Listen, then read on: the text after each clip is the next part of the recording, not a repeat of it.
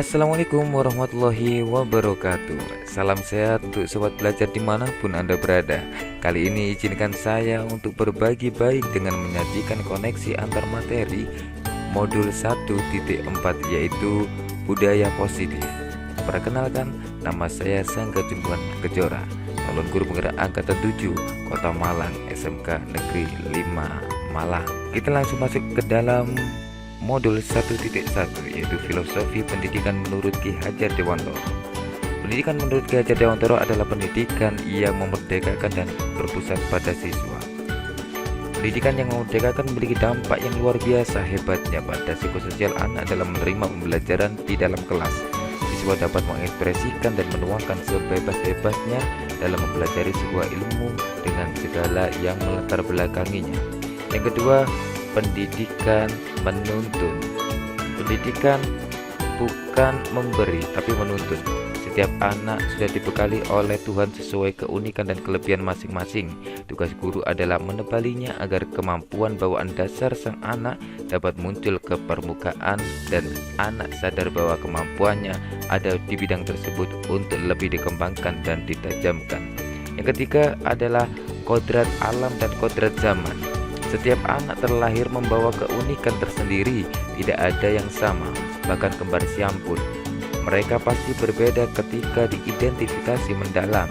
Keunikan itulah yang disebut oleh Ki Hajar Dewantoro sebagai kodrat alam, yaitu bawaan lahir anak yang memiliki karakteristik bakat dan kemampuan sendiri-sendiri, tidak sama dengan yang lain, dan setiap anak pun pasti mempunyai kelebihan dan kekurangan masing-masing.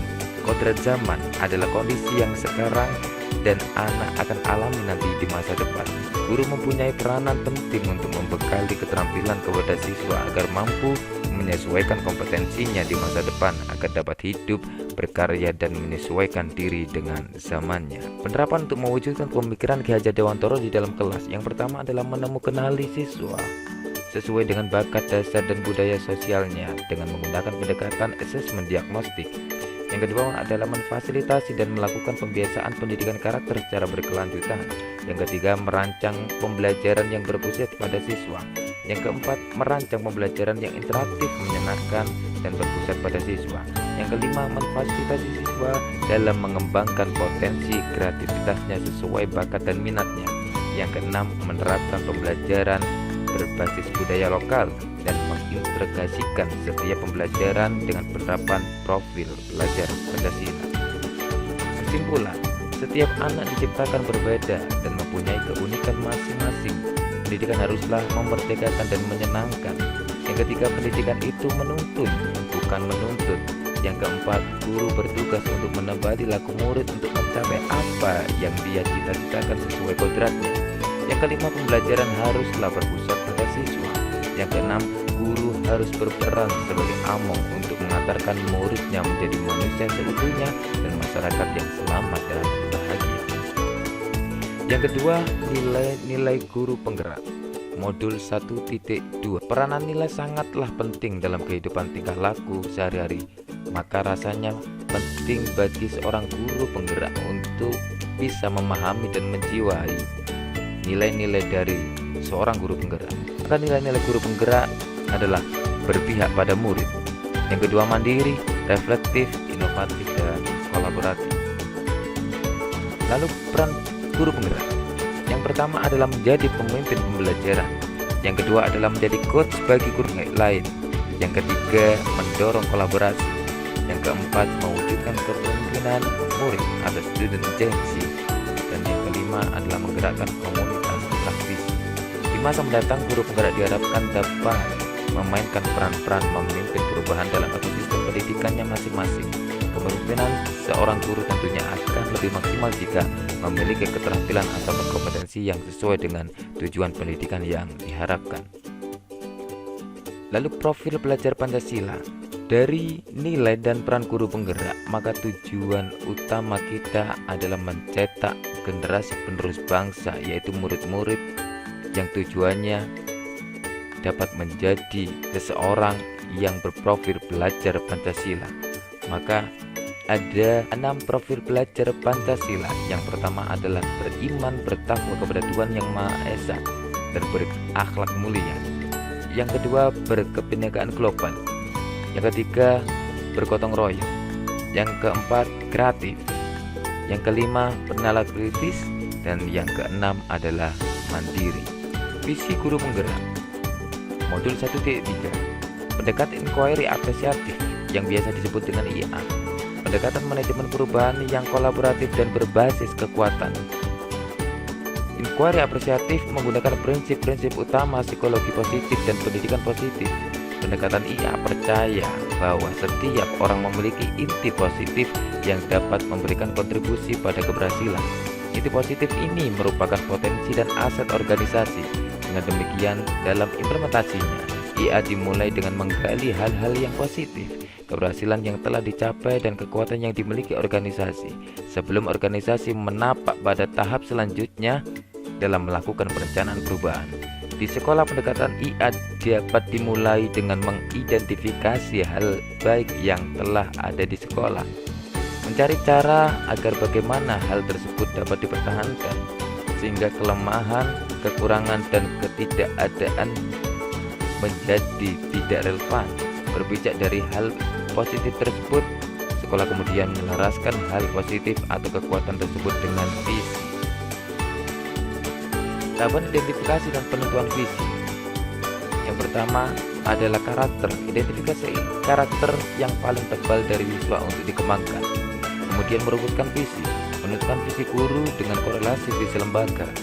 Yang ketiga, menyusun prakarsa perubahan dengan alat bantu atap, yaitu awal aset, yang kedua tantangan, yang ketiga aksi, dan yang keempat adalah pembelajaran. Lalu kemudian memasukkan ke dalam tahapan bagja. Tahapan bagja dibagi menjadi 5. Yang pertama adalah buat pertanyaan utama, define. Yang kedua adalah ambil pelajaran, discover. Yang ketiga adalah menggali mimpi atau tujuan, dream. Yang keempat adalah jabarkan rencana, desain. Dan yang terakhir adalah atur, eksekusi, yaitu deliver. Kemudian budaya positif di modul 4. Disiplin positif. Budaya positif merupakan perwujudan dari nilai-nilai atau keyakinan universal yang diterapkan di sekolah. Budaya positif diawali dengan perubahan paradigma dari stimulus respon menjadi pendekatan teori kontrol, dari identitas gagal hukuman menjadi identitas sukses, disiplin konsekuensi, dan restitusi. Lalu makna disiplin. Disiplin yang dimaksud oleh Ki Hajar Dewantara adalah disiplin diri yang memiliki motivasi internal. Disiplin diri dapat membuat seseorang menggali potensinya menuju kepada sebuah tujuan, sesuatu yang dihargai dan bermakna. Dengan kata lain, disiplin diri juga mempelajari bagaimana cara kita mengontrol diri dan bagaimana menguasai diri untuk memilih tindakan yang mengacu pada nilai-nilai yang kita hargai. Sebagai pendidik, tujuan kita adalah menciptakan anak-anak yang memiliki disiplin diri sehingga mereka bisa berperilaku dan mengacu pada nilai-nilai kebajikan universal dan memiliki motivasi intrinsik, bukan ekstrinsik. Miskonsepsi tentang makna kontrol dari Dr. William Glasser. Ilusi guru mengontrol murid. Yang kedua, ilusi bahwa semua penguatan positif efektif dan bermanfaat. Yang ketiga, ilusi bahwa kritik dan membuat orang merasa bersalah dapat menguatkan karakter. Dan yang keempat, ilusi bahwa orang dewasa memiliki hak untuk memaksa. Jika motivasi perilaku manusia, yang pertama adalah untuk menghindari ketidaknyamanan atau hukuman. Yang kedua, untuk mendapatkan imbalan atau penghargaan dari orang lain. Yang ketiga, untuk menjadi orang yang mereka inginkan dan menghargai diri sendiri dengan nilai-nilai yang mereka percaya. Maka poin ketiga inilah yang akan nantinya menjadi tujuan besar seorang guru untuk membentuk perilaku muridnya. Restitusi. Restitusi adalah proses menciptakan kondisi bagi murid untuk memperbaiki kesalahan mereka, sehingga mereka bisa kembali pada kelompok mereka dengan karakter yang lebih kuat. Restitusi juga merupakan proses kolaboratif yang mengajarkan murid untuk mencari solusi untuk masalah mereka dan membantu murid tentang orang seperti apa yang mereka inginkan dan bagaimana mereka harus memperlakukan orang lain. Restitusi membantu murid menjadi lebih memiliki tujuan disiplin positif dan memulihkan dirinya berbuat salah. Penekanannya bukanlah pada bagaimana berlaku untuk menyenangkan orang lain atau menghindari ketidaknyamanan, namun tujuannya adalah menjadi orang yang menghargai nilai-nilai kebajikan yang mereka percaya. Sebelumnya di modul 1.2 kita telah belajar tentang teori kontrol, bahwa pada dasarnya kita memiliki motivasi dalam diri atau motivasi intrinsik. Lalu urgenitas restitusi. Pentingnya restitusi. Melalui pendidikan restitusi, ketika murid berbuat salah, guru akan menanggapi dengan mengajak murid berefleksi tentang apa yang mereka lakukan untuk memperbaiki kesalahan mereka, sehingga mereka menjadi pribadi yang lebih baik dan menghargai dirinya. Pendekatan restitusi tidak hanya menguntungkan korban, tetapi juga menguntungkan orang yang telah berbuat salah. Restitusi juga sesuai dengan prinsip teori kontrol William Glasser tentang solusi menang-menang. Ada peluang luar biasa bagi murid untuk bertumbuh karakternya ketika mereka melakukan kesalahan, karena pada hakikatnya begitulah cara kita belajar. Murid perlu bertanggung jawab atas perilaku yang mereka pilih, namun mereka juga dapat belajar dari pengalaman untuk membuat pilihan yang lebih baik di waktu yang akan datang. Ketika guru memecahkan masalah perilaku mereka, murid akan kehilangan kesempatan untuk mempelajari keterampilan yang berharga untuk hidup mereka. Kebutuhan dasar manusia yang pertama adalah bertahan hidup. Kebutuhan bertahan hidup atau survival adalah kebutuhan yang bersifat fisiologis untuk bertahan hidup, semisal kesehatan rumah dan makanan. Kebutuhan biologis seperti bagian dari proses reproduksi, termasuk kebutuhan untuk tetap bertahan hidup. Yang kedua adalah kebutuhan kasih sayang dan rasa diterima. Kebutuhan ini dan tiga kebutuhan berikutnya adalah kebutuhan psikologis. Kebutuhan untuk disayangi dan diterima meliputi kebutuhan akan hubungan dengan koneksi sosial, hubungan untuk memberi dan menerima kasih sayang, dan kebutuhan untuk merasa menjadi bagian dari suatu kelompok. Kebutuhan ini juga meliputi keinginan untuk tetap terhubung dengan orang lain, seperti teman, keluarga, pasangan, dan lain-lain. Yang ketiga, kebutuhan dasar manusia yaitu penguasaan. Kebutuhan ini berhubungan dengan kekuatan untuk mencapai sesuatu, menjadi kompeten, menjadi terampil, diakui atas prestasi dan keterampilan kita, didengarkan dan memiliki rasa harga diri. Kebutuhan ini meliputi keinginan untuk dianggap berharga, bisa membuat perbedaan, bisa membuat pencapaian kompeten, diakui dan dihormati. Kemudian kebutuhan dasar manusia berikutnya adalah kebebasan. Kebutuhan untuk bebas adalah kebutuhan akan kemandirian, otonomi, dan memiliki pilihan, dan mampu mengendalikan arah hidup seseorang. Anak-anak dengan kebutuhan kebebasan yang tinggi menginginkan pilihan. Mereka perlu banyak bergerak sesuai dengan keinginannya, suka mencoba-coba, tidak terlalu terpengaruh orang lain, dan senang mencoba hal yang baru dan menarik. Dan kebutuhan dasar manusia yang terakhir adalah kesenangan. Kebutuhan akan kesenangan adalah kebutuhan untuk mencari kesenangan, bermain dan tertawa, membayangkan hidup tanpa kenikmatan apapun betapa menyedihkan. Glasser menghubungkan kebutuhan akan kesenangan dengan belajar. Ketika kita tahu 5 kebutuhan dasar manusia, maka kita akan masuk ke dalam keyakinan kelas. Apa itu keyakinan kelas? Yaitu nilai-nilai keselamatan atau kesehatan. Inilah yang kita sebut sebagai suatu keyakinan, yaitu nilai-nilai kebajikan universal yang disepakati secara tersirat dan tersurat. Contoh keyakinan kelas. Itulah contoh keyakinan kelas yang bisa dibangun oleh seorang guru di dalam kelasnya. Restitusi 5 posisi kontrol. Yang pertama adalah posisi seorang penghukum. Yang kedua adalah posisi pembuat merasa bersalah. Yang ketiga adalah posisi sebagai teman. Yang keempat adalah posisi sebagai pemantau.